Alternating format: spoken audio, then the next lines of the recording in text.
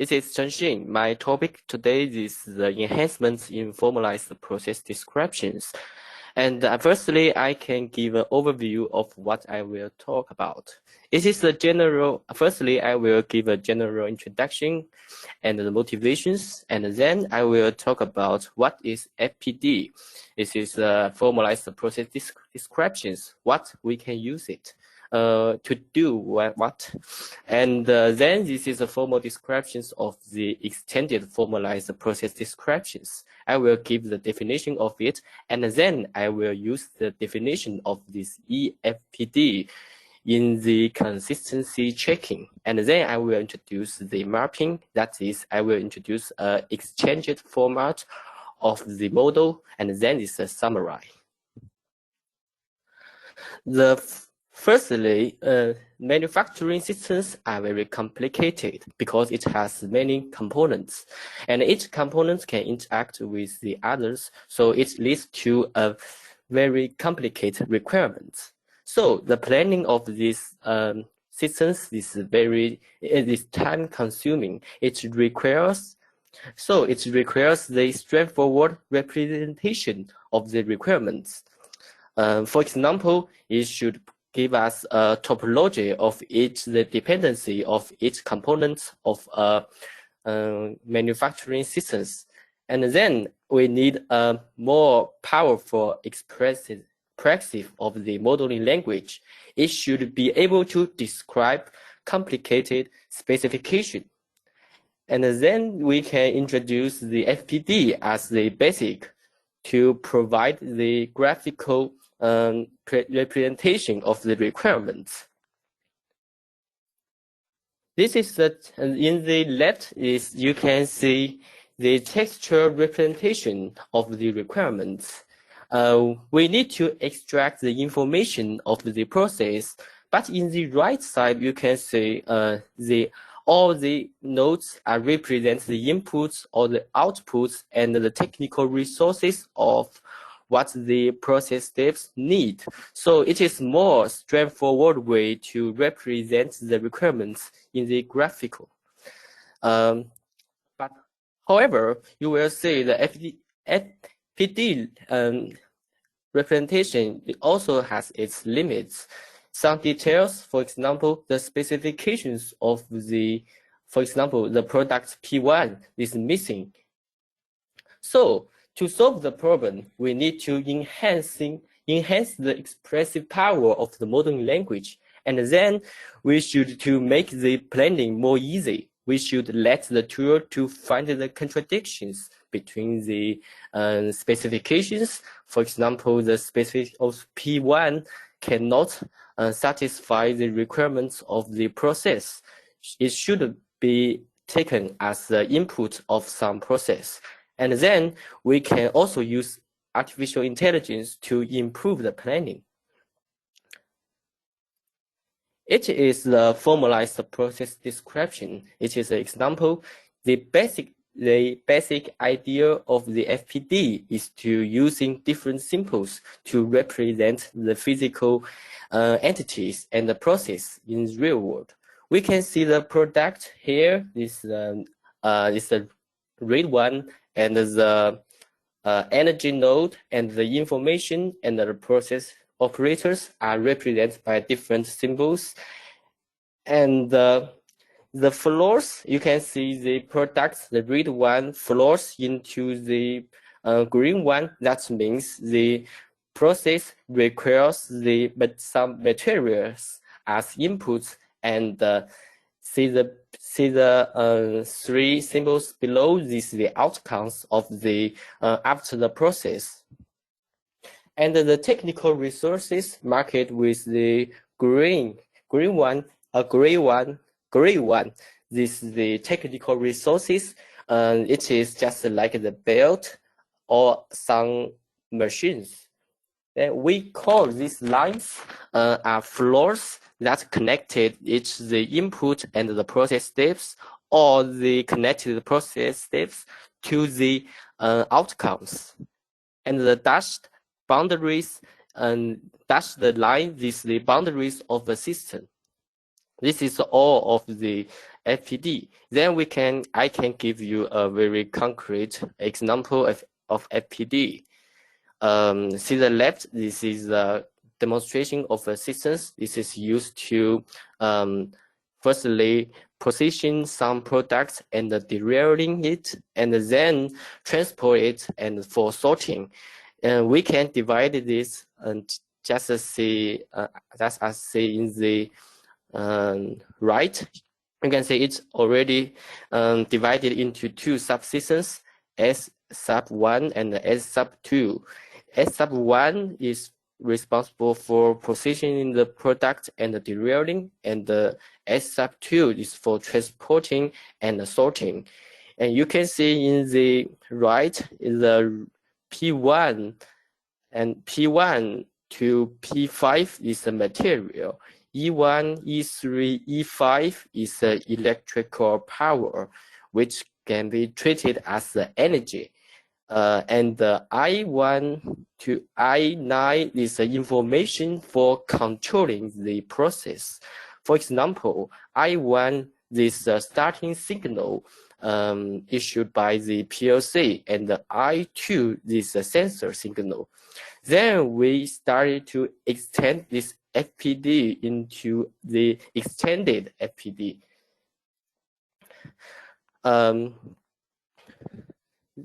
For this part, we focus firstly on the process step.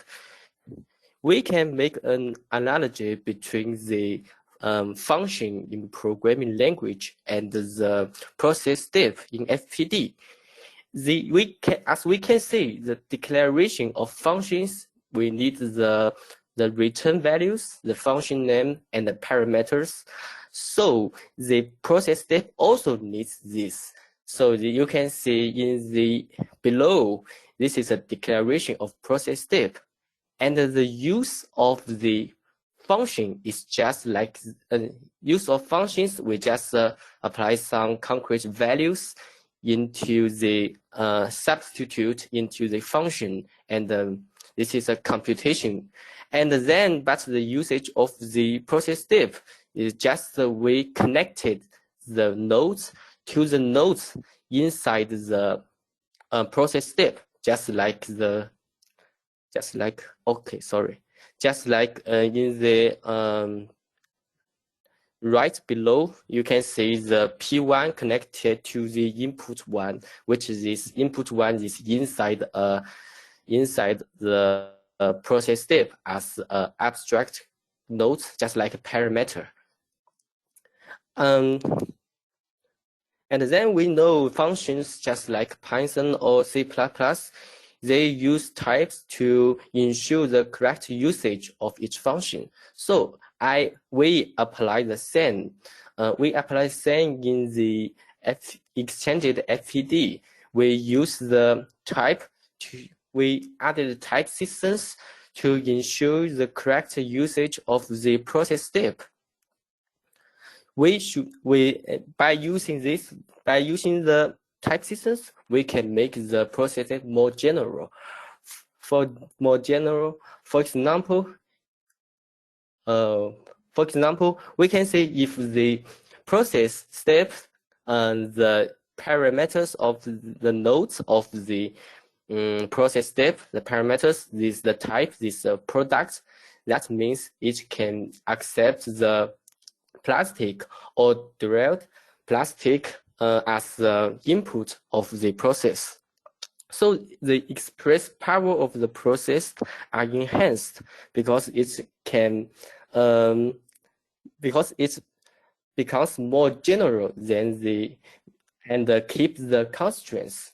We should accept the product, but we can accept more precious or detailed constraints for the input, so ensure the correct usage of the process step. But it's still very weak because we need some more things. For example, we can annotate some specifications to the nodes to make it more detailed. For example, simply using type systems, we cannot express this this specification. The P1 is a 5 kilograms plastic cube, but with the specification and the type, we can using these annotations. Just you see the below, and each the type also associated with the attributes list, and the propositional and the specification will use these attributes associated with the type to express the specification of the instance. That means the object. For example, the P1. If we want to say P1 is the 5 kilograms plastic cube, firstly, we should make a statement that P1 is a type, object of type plastic, and then P1 some attributes. For example, the weight of the P1 should equals to 5 kilograms. You can see this. We can, if we want to connect the P1 to some process, to accept the P1 as some input of the process, we should make sure the type and the specification also satisfies the requirements of the process step. You can see the first line. The type is a plastic and the type is product. It is checked because plastic is a subtype of product. Also, the product contains less attributes than the plastic because the product is a more general type, and the specification also checked. But in the second line, you will see the weight of the P1 is slightly higher than the higher than the what's in the product, what's in the input of the process step. Here we can, after that, we can give a more formal definition of the type. If we refer to someone is a type, when it's the type need an identifier, a supertype, and a subtypes, and some attributes. If we say some type is a subtype of the other type, we can give this definition 1. This is the inductive definition.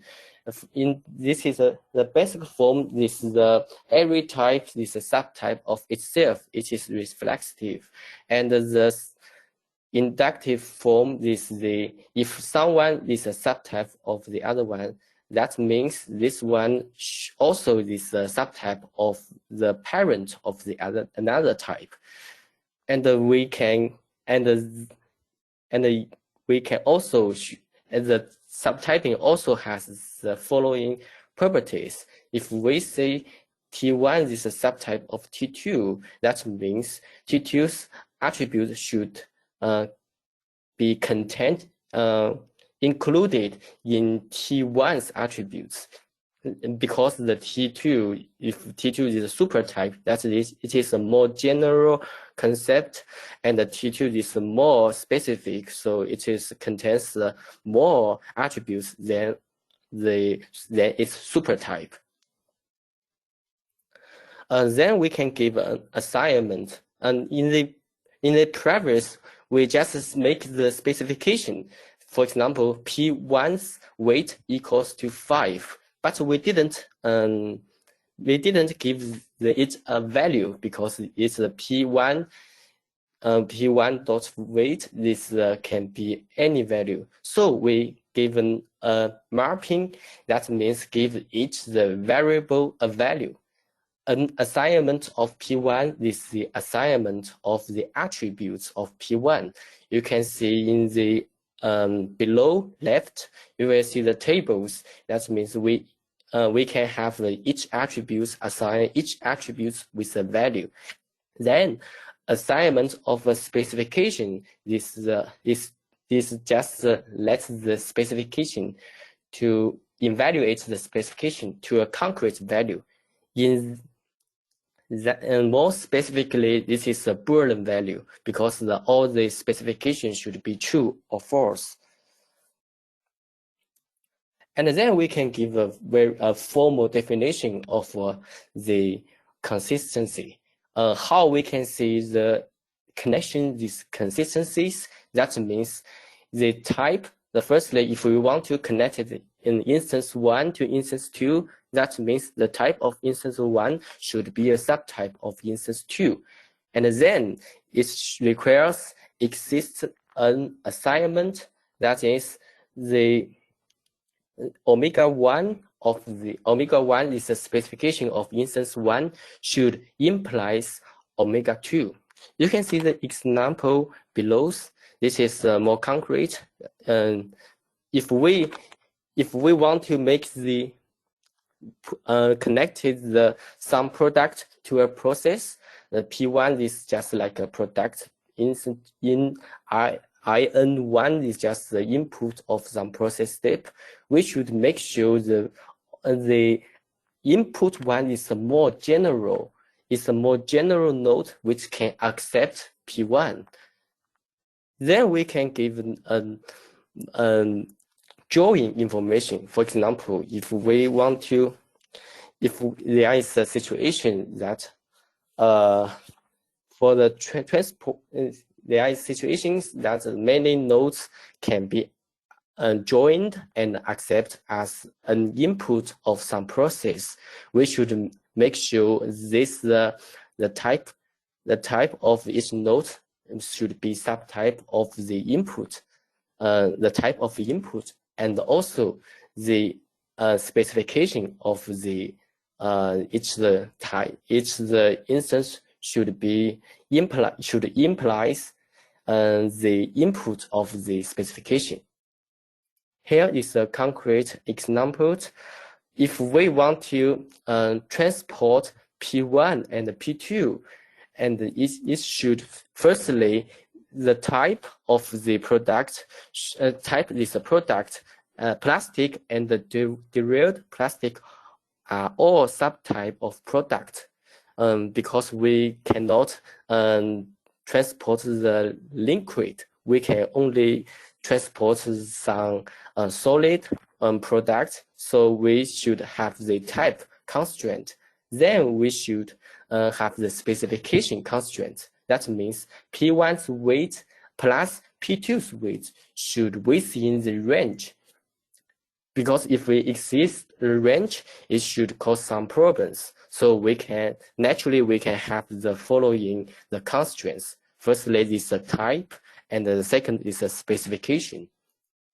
Then we can have the valid fork follows. That means one output of some process step could be connected to the mailing accept as the input of the another process. This is the fork relations, and this is the same pattern with the join follows.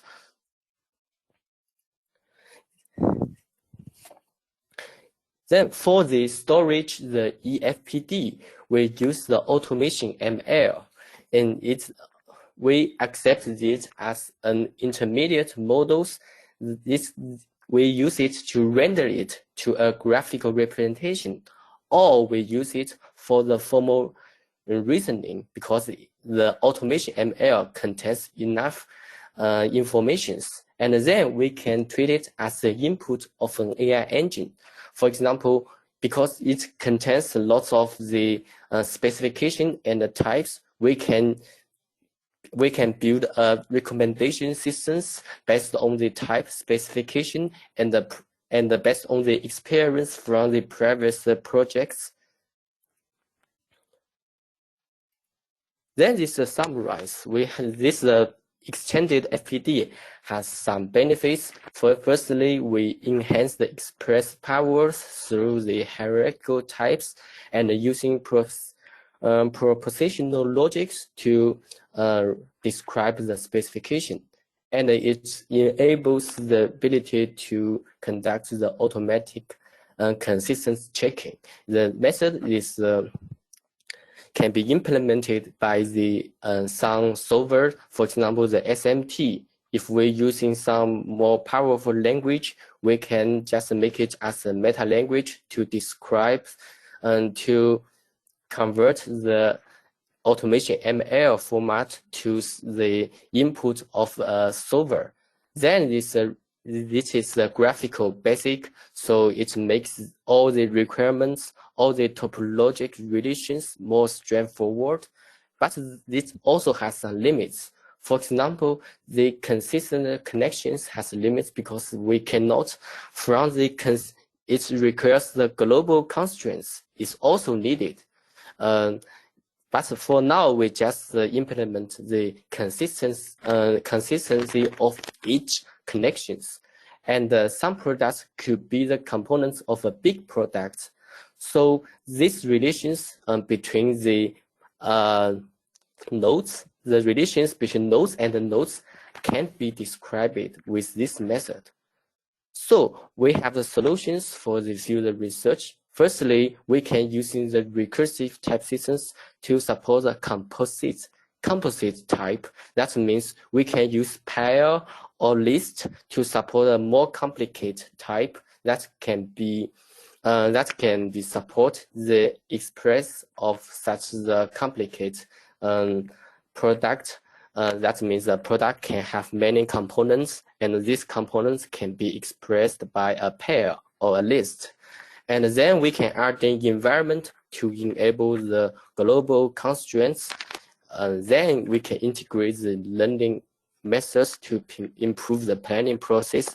Just like what I say, we can use recommendation systems based on the type and these constraints to provide the suitable